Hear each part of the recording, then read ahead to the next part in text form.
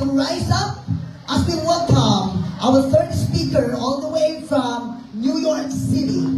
Nariyan, Apostle J.C. Brown with her interpreter, Pastor Mayan Virgilio.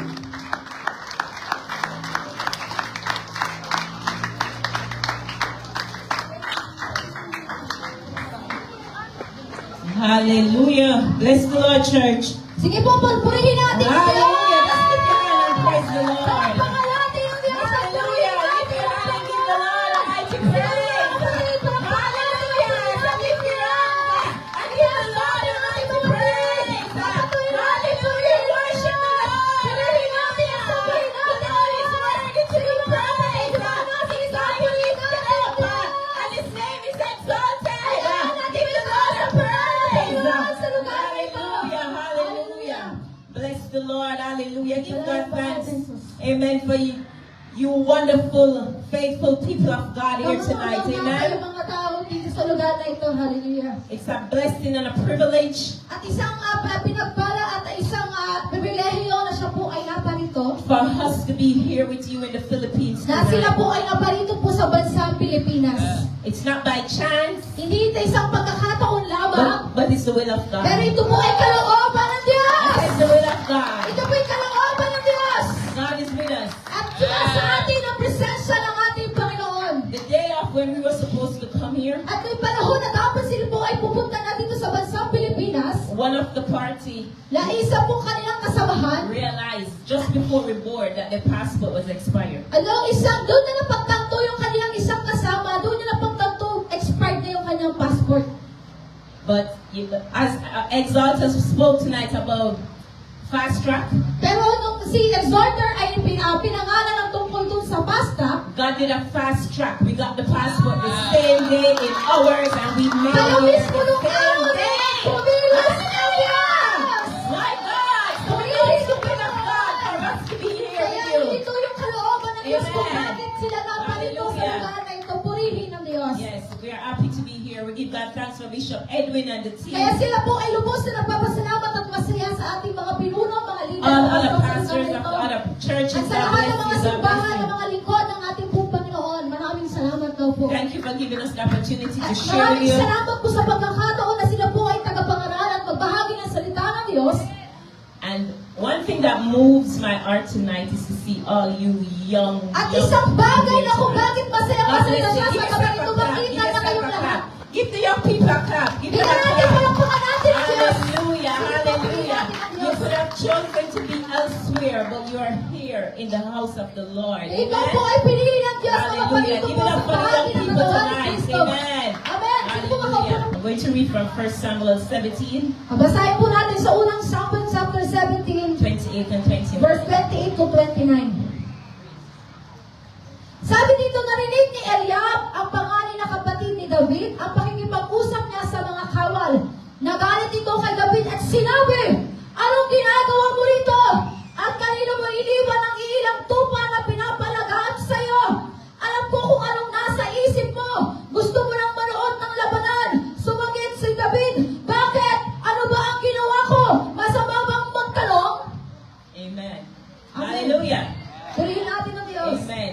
If you understood what the scripture was saying, amen, the scripture ended, hallelujah, with David asking a question. O alam mo na napakinggan nyo ang aking binasa at ang huling dito sinabi, nagtanong si David. Is there not a cause? Meron ba dito masamang magtanong? So I'm going to recap briefly, just in case you're not aware of the story. Amen. Babalikan daw natin baka di mo pa napapakinggan ang The Bible said there ito. was a man named Jesse. At ang sabi dito sa Biblia, meron daw isang tao pangalan Jesse. He had 8 sons, Meron siyang 8 anak na lalaki. and the youngest of the 8 was David. At ang pinakabata sa kanilang 8 si David. But as you know, they had to choose a king Pero alam natin na si to King replace Saul. Saul. Si David ang papalitan niya si Haring Saul. And God sent Samuel to Jesse's house. Kaya napadala ng isang propeta na si propeta Samuel doon kay Saul, Haring Saul. To find the next king. Na paala maghanap ng panibago o susunod na magiging hari. Now Jesse No, si Jesse, put out his 7 sons tinignan niya yung kanyang 7 anak lalaki. but none of the 7 was chosen. Pero sa 7 yung walang pinili ang Diyos. The oil wouldn't pour for them. Nabuhos ng mga Wouldn't pour. The binuhos. oil wouldn't pour for the 7 brothers. Ang langis, ibinuhos sa 7 tao na yon na taong anak niya. Yes.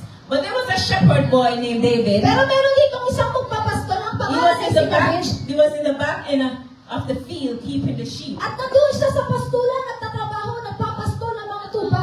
But David came to bring some food for his brothers. Pero pumunta sa labanan si David at nagdala ng pagkain para sa kanyang 7 mga kapatid. And as he came, he realized there was a situation. At doon niya napagtanto kung ano yung nangyayari at nagaganap niya sa sitwasyon doon sa panahon na yun. And many of you may be familiar with the story of Goliath, the giant. Maaari na papakinggan o napatid nyo na yung kwento na tutungkol sa The Bible refers to him at sa as pinakasin the si David. uncircumcised Philistine. At itong gusto nilang buksain ang bansang lugar, ang mga Israel, ang mga Pilistino. And he wanted to defile God's people, God's At army. gusto niyang ibaba, talunin ang mga taong bayan ng And as Israel ng David Panginoon. showed up, David realized there was a cause. Kaya napagtanto ni David na merong dahilan.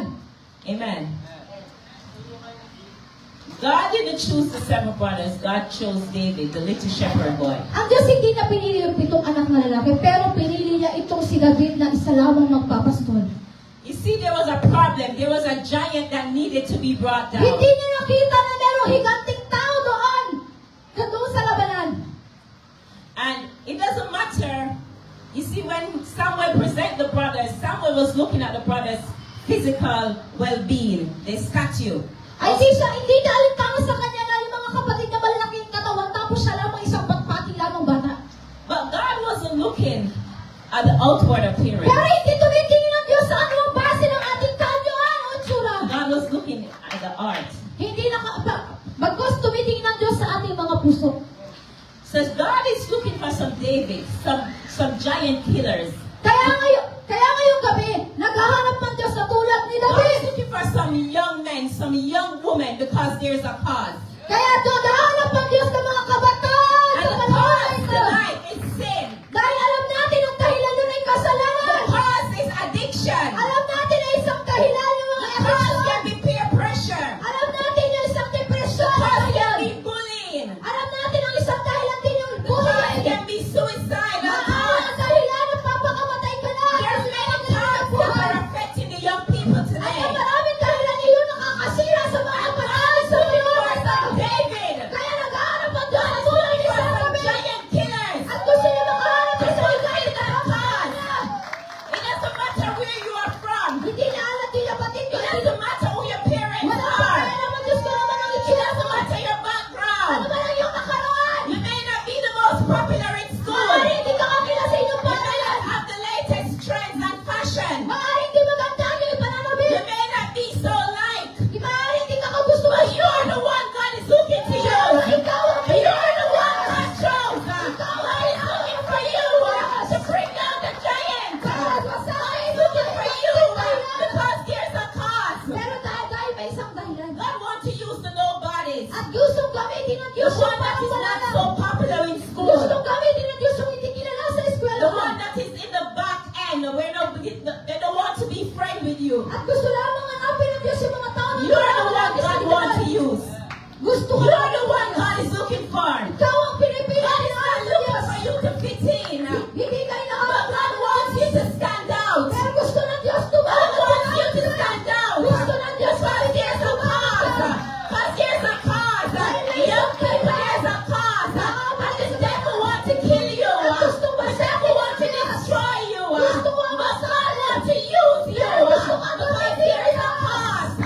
Hallelujah. That there's a cause. God has chosen you for this cause. You're the authentic Ikaw ang generation. tunay nga disipulo sa panahon natin And na God yun. has chosen you. Ang tunay nga tinawag at pinili It's ka ng not Diyos. who you are. Hindi It's not who your family is. Kung sino man ang pamilya mo, You don't have to be qualified. hindi mo kailangan But God has chosen you. pero pinili ka ng Diyos. Amen. Amen. Say Sabi amen. natin naman, Amen. Amen. Some of you may have come from a broken home. maaaring ikaw galing ka sa wasak na You may pamilya. have conceived out of wedlock. You may have conceived out of wedlock. Your parents may have conceived you you out of wedlock. Ibig sabihin, maaaring hindi ka planado ng iyong magulang. You may have grown up in a poor family like Maaaring ikaw ay Gideon. doon namuhay sa isang pamilya na mahirap. Your mother may have been a prostitute like Maaaring iyong Rahab. magulang ay dati ding prostitute. But that doesn't define you. Pero hindi yun ang That magpapalagay doesn't ng define magulang you. sa'yo. Hallelujah. Say there is a cause. And God has chosen you. Hallelujah. God has created you for this cause. Hallelujah. My God. Hallelujah. Some of you, your parents may have considered aborting you. Maaaring ang magulang mo, paano ka dating tanggalin? Some of you may have mabuhay. been given up for adoption. Parang di ka matuloy, di ka mabuhay, may silang. You may have been that mistake child. Maaaring Stand for ang sabi child. ang magulang mo tingin na ikaw isang pagkakamali. Yeah, that one stand child. At One ayaw night stand mabuhay. child. Amen. That you may have been that child that caused your mother, your parents to drop out of school. Maaaring ikaw yung palaging gusto nang matanggal sa eskwelahan. Some of you may have been born to an alcoholic or a drug addict. Maaaring ang iba sa inyo ay mga adik na. Yes. Hallelujah. But God has chosen you. Pero pinili ka God nila. has chosen you. Pinili ka Hallelujah. Says God has chosen you. Pinili ka For this nila. cause. Hallelujah. There is a cause. And God has picked you. Hallelujah. Your past does not define who you are. Hallelujah. Your parents' background does not disqualify you. But God has picked you. I said, God has chosen you. I said, God has picked you. God has chosen you for this cause. Bless the name of Jesus. Hallelujah. Don't disqualify yourself. Huwag mo ibababa yung sarili. Hallelujah. Don't think you're not worthy. Huwag mo sabihin For this na wala ka. cause. Hallelujah. Naisip mo God na has chosen you. Pero lagi mo tatang pinili ka ng Diyos. Hallelujah. Don't lose focus. Huwag kang mawawalan ng Don't atensyon. lose sight of what God has showed you. Huwag mo bubulagin ang sarili mo Don't kung get ano ginagawa ng Diyos. discouraged. Huwag kang mawawalan ng Because pagkasa. there is a cause. Dahil may isang And God kailan. has created each and every one of you for that cause. At tinawag at tinikha tayo ng Diyos sa isang layunin at sa isang dahilan. Hallelujah. You see, when David came and inquired what was happening, At nung magtanong si David, ano ba ang nangyayari dito? his brother thought that he was naughty. Kaya And he knows it. yung iba tinitingin sa kanya, wala ka naman, bakit ka pa nagtatanong? And David could have run away. Pero hindi siya tumalbo, hindi naging But dahilan para David tumakbo saw siya. that there was a cause. Dahil nakita ni David na may gagawin ng Diyos. David didn't let the size of the giant Wala siyang pakialam kung higanti ka. distract him Para or mapasunan ng discourage Diyos. him. At para manghina Because ko. David knew Dahil alam niya, that the Lord, Jesus Christ, could decide. I said, David knew that he was a fighting in his own strength. dahil ang kanyang kalakasan ay mula sa Diyos. Bless the Lord. Hallelujah. When David, hallelujah, was going up against the giant, Kaya nung panahon na lang makikipaglaban si David doon kay Goliath. Saul gave him some armor. At nagkaroon siya ng isang pagkakataon. But David said, I cannot wear these Sabi armor. niya, hindi ko kaya suotin ito He mga said, I have not proven these armor. Hindi ko kaya suotin ito mabigat. And David took them off. Kaya tinanggal niya yung David pagkakas said, sa I'm not oras. going to go in a man-made armor. Sabi niya, hindi kailangan Hallelujah. ito. You cannot fight the enemy. Hindi ko kaya Flesh. kailangan. Hallelujah. But David went in the armor of God. Pero pagkasinuot niya yung kalakasan, You have hindi pa sa makita ang Diyos. You have to armor yourself with the word of God. Kailangan mo puno So you yung can sarili sa fight salita ng the Diyos. giants in your Para life. laban So sa you bayan can mo, fight Diyos. those giants Yung that are coming up against you. Those giants that are coming in your Huwag mo hayaan mind. ang mga ikante na Hallelujah. magpapahina Those sa'yo. giants that are talking to Wala, you. huwag mo When your hayaan. audience is hearing. Yung mga problema. My God. Those giants on the social media. Yung mga My God. Those peer pressure at school. Huwag mo papaitulot ang kahit sa You eskwelahan. have to put on the armor of God. Kaya mo suotin mo yung Hallelujah. So you balitin can ng fight Panginoon. and bring down those giants. in your Para life. mapagsak ang mga kawanan sa lakas. Hallelujah. Bless the name of Jesus. Authentic generation. Hallelujah. You are chosen for this cause. Amen. Ikaw ang tinawag at Hallelujah. pinili ng Diyos sa panahon natin ngayon. Many young people your age right now. Amen. Maaari kayo marami mga kabataan dito sa panahon na Many to. have died already. Marami na, They've never lived to see your age. maaari hindi nila tinitignan yung ano man ang edad Many mo. are in the jailhouse. Jail. jail. Ang maaari ikaw Many nasa are in the kulungan. jail. Many have taken up the guns. Dahil maaari sa inyo may bitbit na mga... Many have chosen to be in the gang. Maaari may mga tao gusto nilang But bitbit. you are 20 generation. Dahil ikaw ay tunay. Hallelujah. Dahil You're nasa chosen. Hallelujah. To walk with the Lord. Hallelujah. Hallelujah. For that, God is pleased. Hallelujah. Hallelujah. So don't let, hallelujah, the giant, hallelujah, bring us down. Stand up. Stand up. Lumangon ka. A giant in your life. Stand up. Ang ginagawa ni Satanas sa buhay mo. Hallelujah. God has chosen you for a time as this. Ikaw ay pinili ng Diyos sa panahon natin ngayon. Hallelujah. The Bible says, amen, you are a chosen At generation. sabi ng Biblia, ikaw ay A haring pinili ng peculiar Diyos. people. A peculiar people. Hallelujah. Yeah. You're created because there is a cause. Amen. Hallelujah. Bless the name of Jesus. Hallelujah. Young people, don't try to fit in. Amen. Hallelujah. Don't try to go with the street trends and style. Huwag ka, di mo kailangan na sumabay sa takbo ng daigdig ngayon. Don't try to do what the world is doing. Hindi naman kailangan sundin mo kung ano man It's yung nangyari not sa every daigdig. trend that you see. Huwag kang sumabay sa takbo ng daigdig sa panahon natin ngayon. Young men nowadays are wearing their pants. Maraming in their kabataan butts. ngayon nagsusot ng They're not wearing pagkakaseksi. them in any belts. Maraming tao ba? That's not for you. That's for the jailhouse.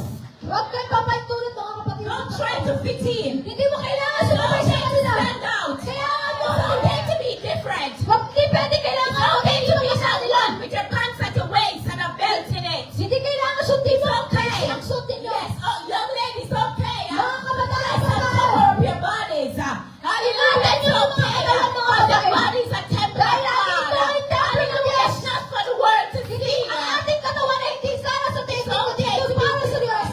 It's okay to be different. Because Okay you're lang, an authentic okay lang. generation. Basta ikaw ay totoo na lingkod at disipulo ng Kristo. Amen. Hallelujah. Hallelujah.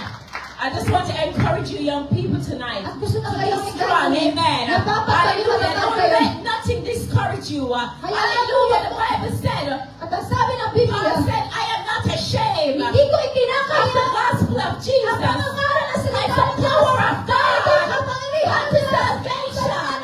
Hallelujah, young people. Don't be ashamed. Huwag mong Don't itayo. be ashamed. Huwag kang mahiya. Declare that you are a child of Ikaw ay God. anak ng Diyos. Everywhere you go, be proud. Ay, To alam say, mo kapag I ikaw am a ay child of God. Na ikaw ay anak ng Diyos.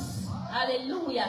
Hallelujah. There's some things that you, as a child of God, you cannot be involved in. May Amen. mga pagkakataon dahil tayo po ay anak ng Diyos. I'm not sure about here in the Philippines. At hindi daw siya sigurado dito sa bansang But in the Pilipinas. Americas, they want to teach certain things in the school. Dahil meron dahil sa kanila sa Amerika, sa eskwela, itinuturo nila Like homosexuality. ang about sa mga seksualidad. Yes, and all those things. Amen. Homosexuality, Lahat same-sex marriage. ng tungkol sa mga seksualidad, itinuturo doon po sa Amerika. And the children don't have a choice. Amen. At ang mga Because it's kabataan, taught wala them silang, without the parents' permission. wala silang pagkakataon para pumili. Dahil yun po ay binigay ng karapatan ng kanilang mga And magulang. that's kind of wicked. That's evil. Yan po ay Amen. masama. That's the name of Jesus.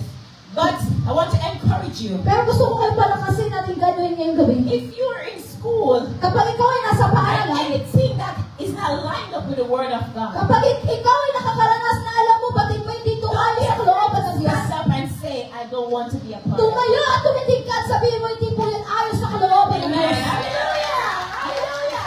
There's some Christian children in the U.S. Marami ng mga Kristiyanong kabataan doon po sa who bansang stand up to USA their teachers na tumatayo at nanindigan and sa say, kanilang I'm mga guro. sorry, but I cannot. At sinasabi, pagpatawarin mo po ako, pero hindi po yan And ayos the sa parents kalooban ng go in Diyos. and said, my children will not partake At ang in sinasabi this. ng mga magulang, hindi ko papaituluto na And I give God thanks as Janessa shared. She has a little opportunity to be in a Christian school. Kaya sinabi ni Janessa, siya po ay Amen. Where the word of God is being taught. na ang salita ng Diyos ay patuloy na ipinapangaral. Amen. But it's not so for everyone. Amen. Pero hindi yung katundindi So sa God is ganito. looking for some Kaya authentic generation. Kaya naghahanap ang Diyos sa To panahon natin. make a difference in the schools. Na para Amen. maging iba doon sa Hallelujah. eskwelahan. To make a difference in the Kaya mo workplace. maging iba ka. Hallelujah. To make a difference on the street. Hallelujah. Bahala ka sa iba. Hallelujah. Let them know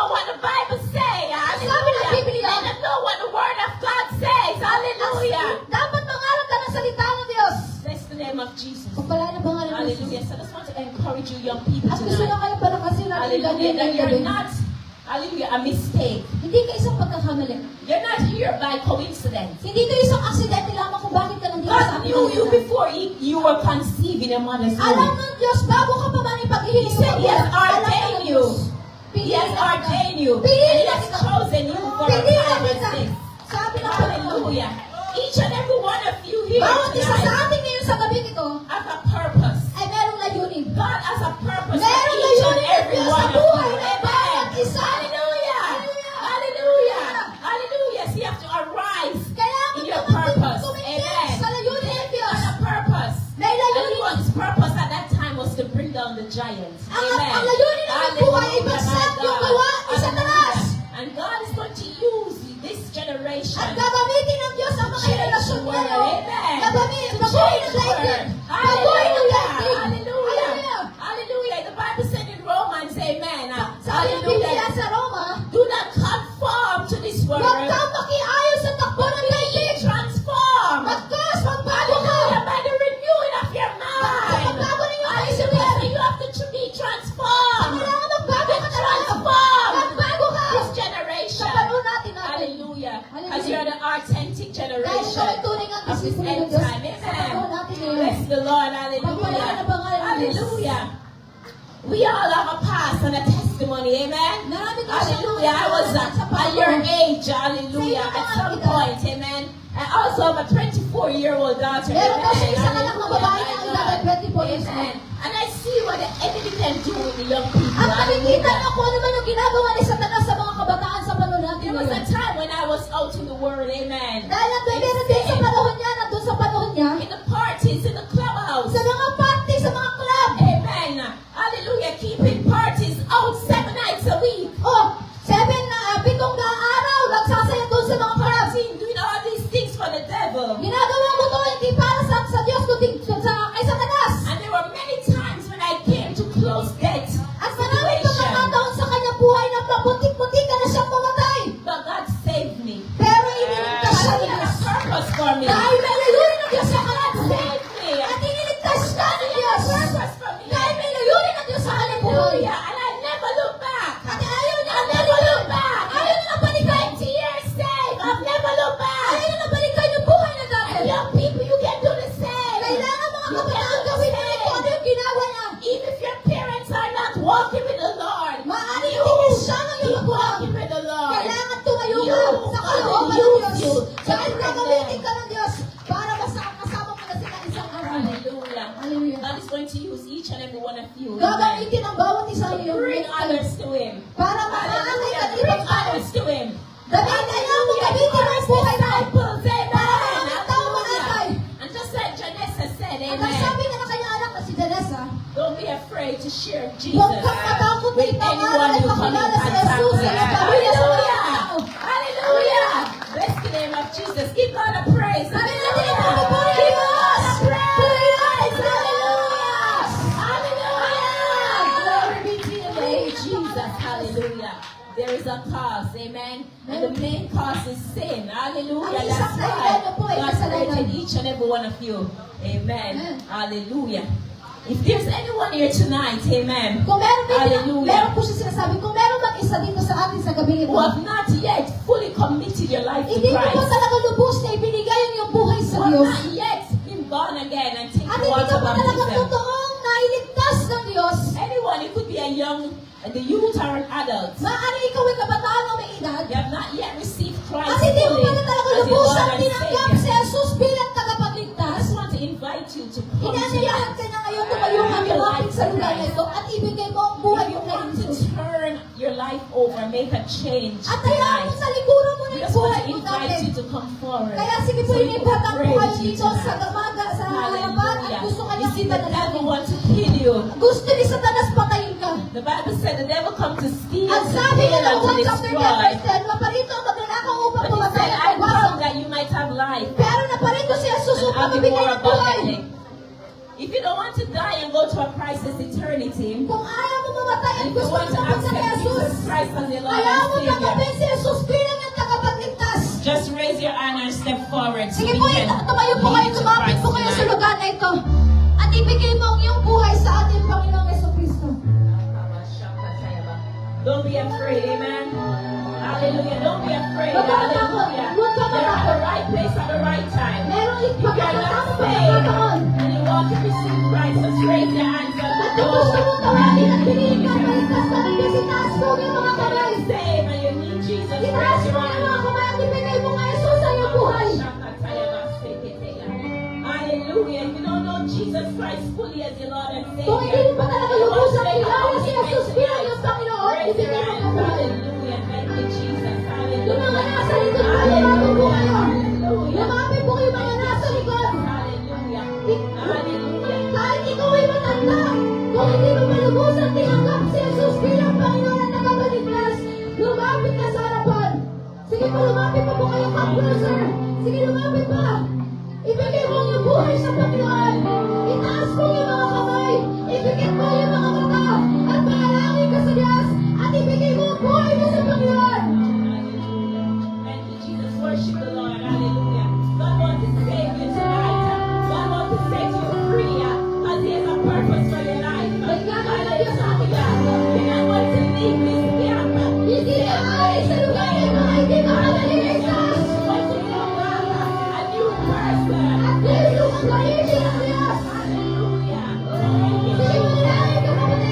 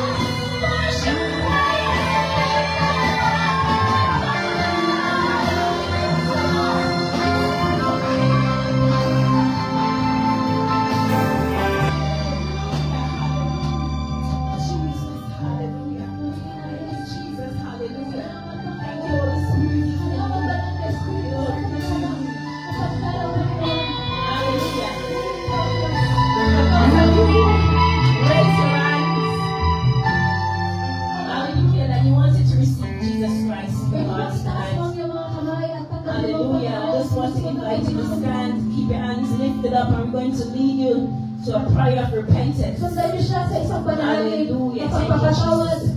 God will have it that you are here at this camp At for a masaya time kasi ang like this. Diyos na ikaw ay sumama sa iyong camp And nito. God wants to save you and set you free. At gusto ka palayain ng Diyos at iligtas mo, Hallelujah. You will Panginoon. not go back home the same way you came At here. hindi ka na mananatili kung ano man ka Hallelujah. dati. You're going to go back home as a new creature. At